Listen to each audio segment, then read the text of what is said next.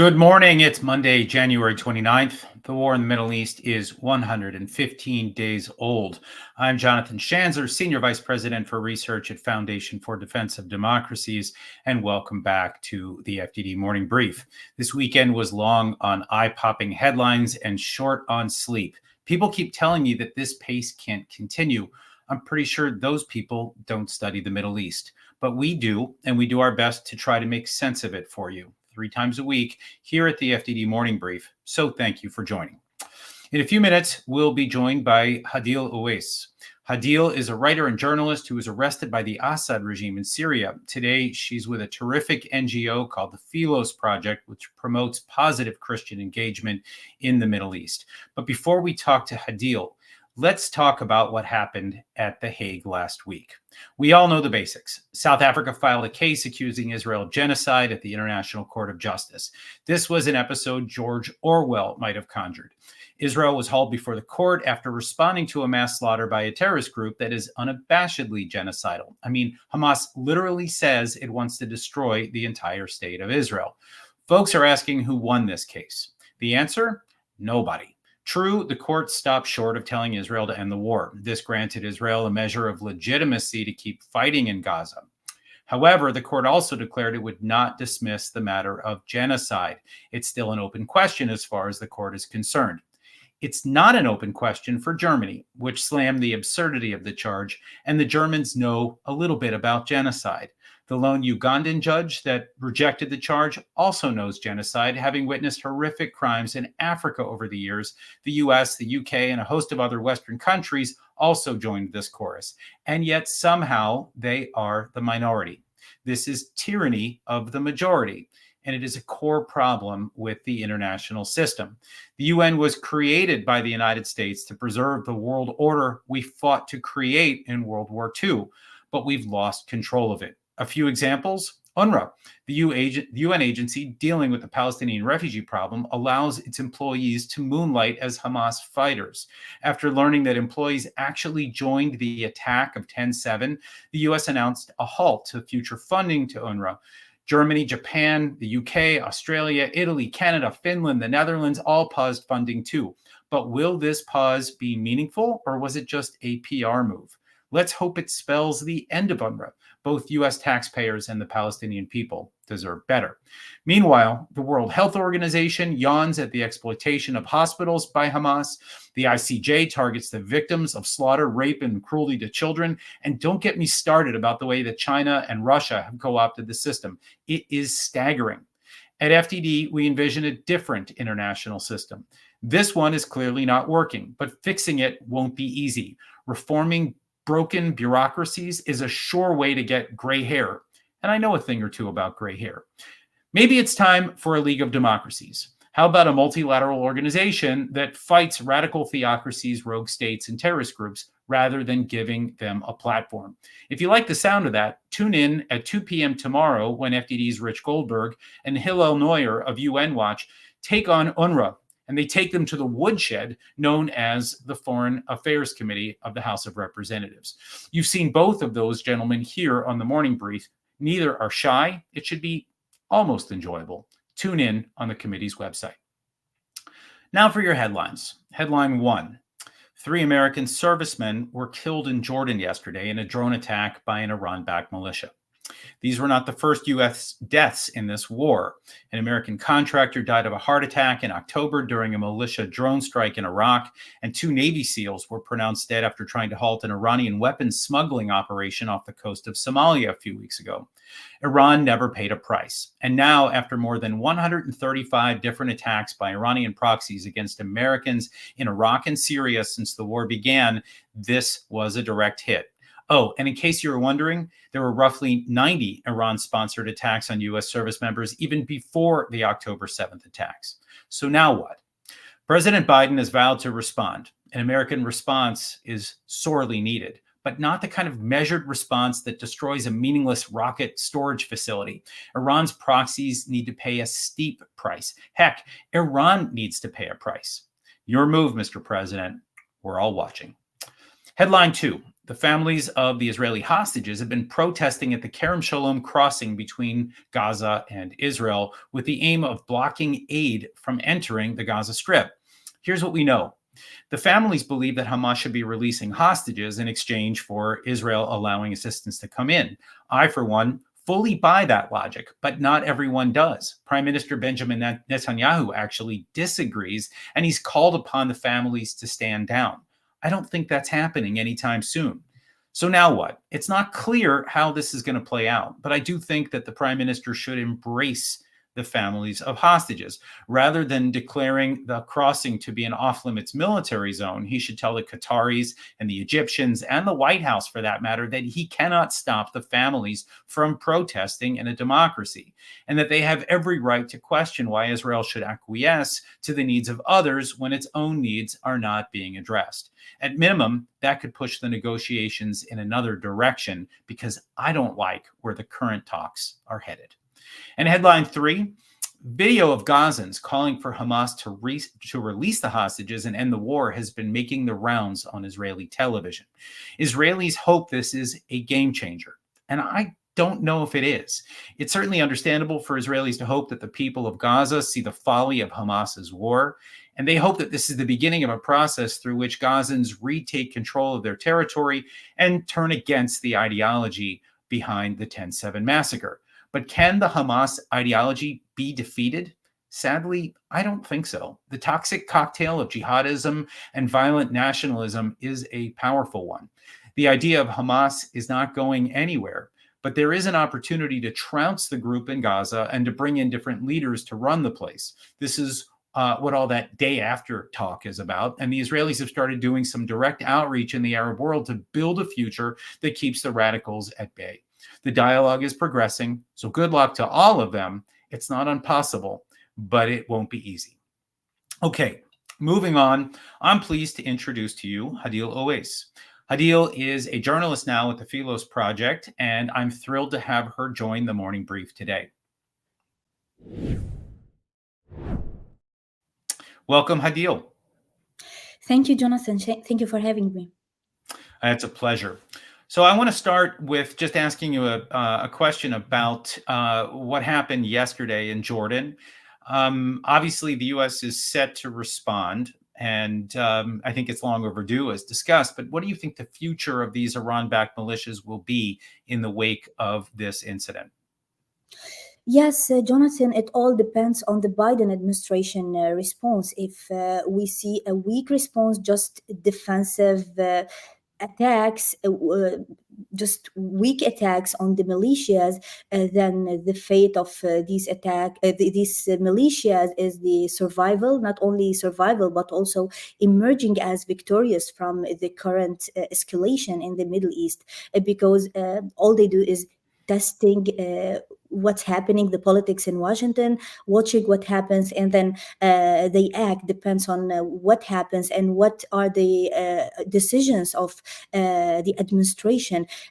What we need to see is a strong response on Iran this time. Iran is the mastermind of everything happening now in Iraq, Syria, on the borders, Syrian Jordanian borders, and we need to see Iran feeling the pain from what's happening today. And we need, of course, a different political strategy when it comes to the U.S. relation with Iraq, because these militias, they are in a way or another, they are tied to the Iraqi government. Actually, the Iraqi government itself calls many of these militias that are targeting the U.S. as a part of the Iraqi government that receives millions of dollars every year from the U.S. as the security support. And unfortunately, I can say that the U.S. in some way is bankrolling these militias, these activities. So we need to see a firm and fundamental change in the U.S. policy when it comes to its relation with Iraq. And we need to see strikes that hit these militias and hit their supporters, the Iranian supporters, something different than what we saw before. Because if we don't see that, the escalation against U.S. troops will will become more and more with time against the U.S. interest in the region, and will end up seeing the U.S. forced to leave Iraq, forced to leave Syria. It sounds like you're saying there's really a political, a financial, and a military response that's needed here, and I think I tend to agree. Let me shift gears for a second, talk about Syria. There was an attack this morning in Syria carried out by Israel, at least reportedly. How do you see the Assad regime's decision to sit out this war? I mean, they are not the ones attacking. It's really the Iranian militias who are either there by invitation or maybe even not by invitation, inserted there by the regime in Iran. So is this, for Assad, is this about survival? Is there friction between the Assad regime and the Islamic Republic in Iran? I've heard different things. What's your take? Yes, the Assad regime position from what's happening today in Gaza is very interesting. I don't think there is friction or divisions between the Assad regime and Iran, because his survival is tied to the Iranian regime, and he is 100% counting on them to survive. But the Assad regime is not happy with Hamas.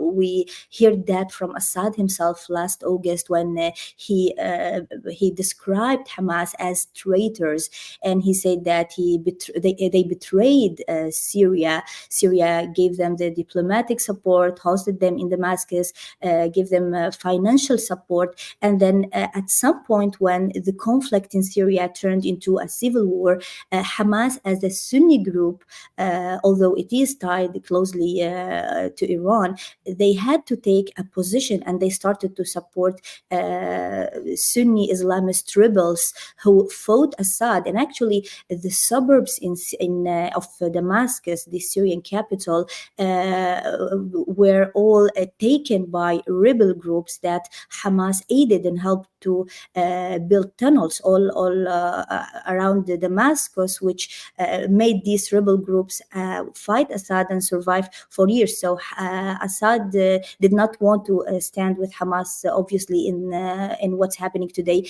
because he saw Hamas as traitors who aided his opposition, but also because Syria is too weak now to act, is too weak to do anything.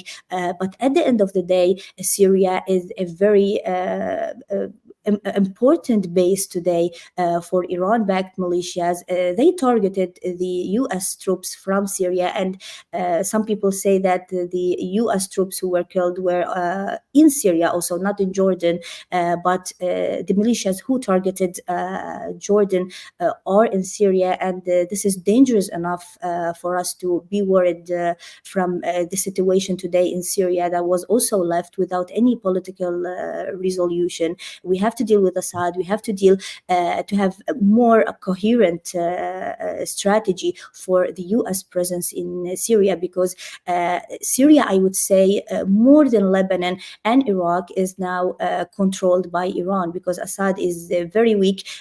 He does not have strong opponents now in the country, while in Iraq there are different parties. There are some parties who are against Iran-backed militias. The same situation in Lebanon. But Syria is a safe haven now for Iran and its militias. It is, and I think it's probably only going to get worse. Okay, let me shift gears again. I want to ask you about the media coverage of this current war. I mean, I know you track Arab language media closely, and obviously Hezbollah's Al Mayadeen and Qatar's Al Jazeera are really horrible in terms of their coverage. But what about the others? I mean, how do you think the media in the Arab world has fared during this conflict? Yes, aside from Al Jazeera and Al Mayadeen, we can talk about the other side of the game, the networks that are closer to Saudi Arabia, to UAE. And these networks, they have more balanced, sorry, they have maybe more balanced. I have to do some water. I would say they have more balanced voice. I was happy to say to see the project, the interviews of Whispered in Gaza for CPC Center for Peace Communication displayed on Al Arabiya network. They are trying to show the Arab audience voices from Gaza, voices for ordinary people who are talking about their daily experience with Hamas, the corruption of Hamas, how Hamas is putting them into this war, where the first victims are civilians from both sides, the Israeli side and from Gaza. And to see something like this on Al Arabiya is great. But also on the other side, there are a lot of analysts in Arabic who spread hate speech, who spread anti-Semitism on all sorts of Arabic networks. Then there are the the Arabic service for foreign networks, like unfortunately BBC and even Al Hurra, where also they are giving a platform for voices that are spreading misinformation. So there is all sorts of voices in the Arabic media, but what I think is more important today than the traditional networks is the social media, because in the Arab world, like here in the United States, the younger generation, Generation Z and Generation Alpha, they are not taking their news from traditional networks, not from Al Jazeera, not from Al Arabiya. They watch more podcasts, they watch more social media, interviews on X, short videos on Instagram.